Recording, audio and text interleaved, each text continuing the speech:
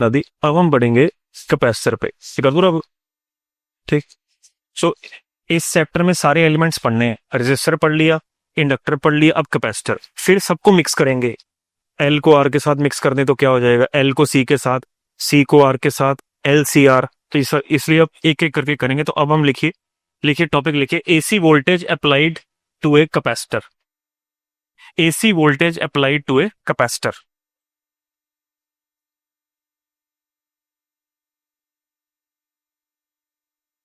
AC voltage applied to a capacitor. ठीक है जी। तो डायग्राम ड्रॉ करते हैं। अब मैंने ये वोल्टेज लगा दी कैपेसिटर के साथ। अब कैपेसिटर हमने डिटेल में पढ़ा हुआ है, जिसकी कैपेसिटेंस सी है। तो हम फिर मान लेते हैं कि लेट, हमने जो वोल्टेज सप्लाई की, let E is equal to E naught sine omega T. अब उससे इसमें वोल्टेज पैदा होगी, यानी कैपेसिटर चार्ज होगा।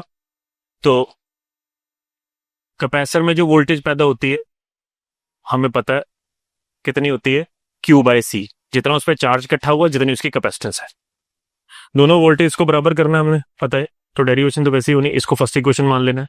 तो लेट ये E is equal to E naught sine omega T होगा क्यूज। एक बार बोर्ड देखते रहना, पहले बाद में नोट करना।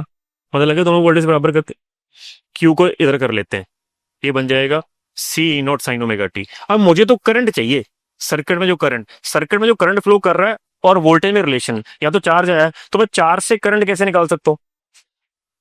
आई is equal to d q by d t पढ़ा हुआ हमने डेरिवेटिव से। So therefore current will be derivative of charge with respect to time, यानी d by d t of C E naught sine omega t. Derivative करते हैं, सी E not बाहर निकाल लेते हैं, साइन का डेरिवेटिव क्या होगा, कॉस, और जो इसका कॉफिशिएंट है डिफरेंशिएशन में वो मल्टीप्लाई होता है, इंटीग्रेशन में नीचे लिखा जाता है। ठीक है, ये आ गया। तो ये आ गया हमारे पास C E naught omega cos omega T. अब एक बार देखते रहना, अब करंट हमारा कॉस में आ गया, वोल्टेज हमारी साइन में आ गई। तो क्या हिंट मिलता है, इसमें फेज एंगल जीरो तो नहीं हो सकता। ठीक है, आप कहो सर इसका फेज ओमेगा टी, इसको ओमेगा टी माइनस कर दे, वहां बताया हुआ है कि कॉस का ग्राफ ऊपर से स्टार्ट होता है। तो पहले क्या करें, फेज डिफरेंस निकालने के लिए दोनों को सेम बनाना है। तो जैसे वहां पर माइनस कॉस थीटा को कैसे सेम बनाया था, माइनस कॉस ओमेगा टी को लिखा था sign omega T minus pi by to, या तो माइनस है नहीं, तो यहाँ पे कॉस ओमेगा टी को क्या लिखेंगे, साइन 90 माइनस ओमेगा टी। समझ आया, 90 प्लस, सॉरी 90 प्लस थीटा। ठीक है, तो ये पॉजिटिव में है ना। तो अभी देखते हैं हम, तो ये आ गया C is equal to E naught omega sine 90 यानी pi by two plus omega T. तो ये आ गया। अब ये जो साथ में टर्म लिखी हुई सारी की सारी क्या है, आई नॉट। तो I is equal to I naught sine 90 plus theta. ठीक है, because I naught is equal to C E naught omega. ठीक है, अब इसको एक और फॉर्म में लिख सकता हूं मैं। ये जो सी ई नॉट ओमेगा है, इसको ऐसे भी लिखा जा सकता था, और यू कैन से, यहीं से मैं बता रहा हूं, तो बताना लिखा जा सकता है इसको। हाँ, क्या मैं इसको ऐसे लिख सकता हूं, प्लीज चेक। ऐसे लिख सकता हूं इस चीज को, ये तो सी नॉट ओमेगा है, इसको मैं ऐसे लिख सकता हूँ, बिल्कुल लिख सकता हूँ, क्योंकि जब ये ऊपर जाएगा तो सी ओमेगा ही बन जाएगा। तो बात एक ही है। तो ये क्यों लिखा है ऐसे, क्योंकि एक टर्म डिफाइन करनी है हमने, because X C is equal to 1 by omega C. What is X C, you can write down, it is known as capacitive reactance. तो again we define a new term, capacitive reactance. The formula for capacitive reactance is xc is equal to 1 by omega c. अब note कर लो आप ये सारा, कोई doubt है पूछ लेना। तो कैपेसिटिव रिएक्टेंस क्या होगी, सिमिलर टू इंडक्टिव रिएक्टेंस। जैसे इंडक्टिव रिएक्टेंस बताया था कि it limits the current in an inductor, capacitive reactance में it limits the current in a capacitor. बस, तो सिमिलर टू रेजिस्टेंस ही है, तो बस इसके यूनिट्स भी क्या होंगे, जो रेजिस्टेंस के ओम्स।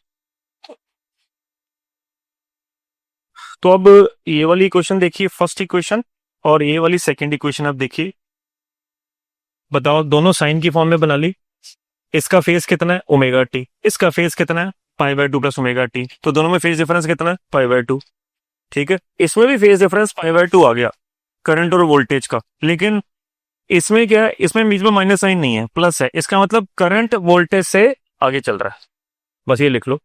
इंडक्टर में करंट वोल्टेज से पीछे चलता है 90 से, ये करंट वोल्टेज से आगे चलता है। तो you can write down here the current leads the voltage, current leads the voltage by a phase angle of π/2 radian. Current आगे चलता है इतने फेज एंगल से।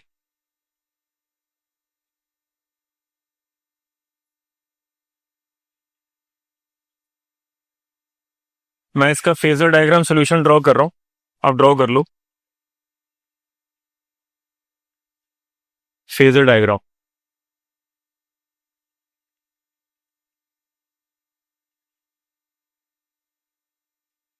ठीक है जी,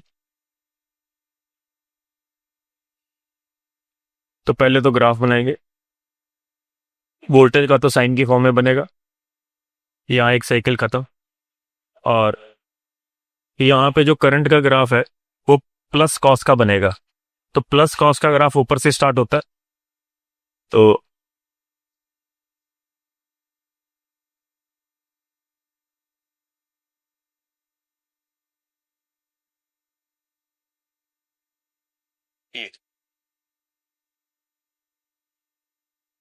ये वोल्टेज का है, ये करंट का है। बस अब फिर से किसी टाइम टी पे हम बात करेंगे। यहाँ पे ले लीजिए ए इज इक्वल टू T1, इसको आगे प्रोड्यूस करवा देंगे, इसको आगे प्रोड्यूस करवा देंगे। ठीक है जी, तो करंट आगे चल रहा है उसको ऐसे दिखा देंगे, वोल्टेज पीछे चल रही है उसको ऐसे चला देंगे। तो ये कट वोल्टेज का बन गया, और ये एंगल आपका ओमेगा T1 हो गया। यहाँ पे इसका प्रोजेक्शन दिखा दी, ये बन गया, ये करंट का ग्राफ बन गया। I is equal to I0 sine π/2 plus omega t, और ये दिखा दी प्रोजेक्शन उसकी वोल्टेज की, E is equal to E0 sine omega t. So this is the phasor diagram solution. अब ये वेक्टर आगे बना दिया करंट वाला, क्योंकि लीड कर रहा है। E एंगल 90, ध्यान से ड्रॉ करना।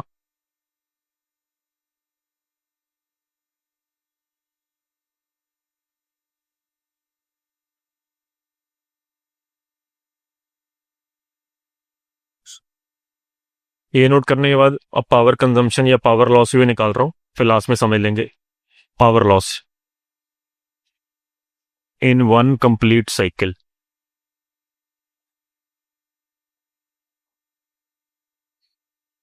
सो पावर के लिए अगेन फॉर्मूला हम E/I लगाएंगे, क्योंकि इसमें रेजिस्टेंस नहीं है। ये बन जाएगा, E की वैल्यू डाल दी E0 साइन ओमेगा टी, और करंट की हमने डाली I0 cos omega T. Again E0 I0 2 से मल्टीप्लाई 2 से डिवाइड, ताकि साइन 2 थीटा का फॉर्मूला बन जाए। तो आगे E0 I0/2 साइन 2 थीटा। अब मुझे बता सकते हो एक बार देखकर यहाँ पर, अगेन इसमें एवरेज पावर लॉस कितना आएगा पूरे साइकिल का? जीरो ही आएगा, क्योंकि साइन 2 ओमेगा टी की वैल्यू कंप्लीट साइकिल के लिए जीरो हो जाएगी। तो सीखो, तो ये बड़ी इंपॉर्टेंट बात है कि इंडक्टर या कैपेसिटर में करंट तो फ्लो करता है, लेकिन उस करंट के कारण पावर का लॉस नहीं होता, पावर कंज्यूम नहीं करता वो, ना इंडक्टर ना कैपेसिटर। ये ध्यान रखना, सिर्फ पावर कंजम्पशन होती है पूरे साइकिल में रेजिस्टर की, दैट्स इट।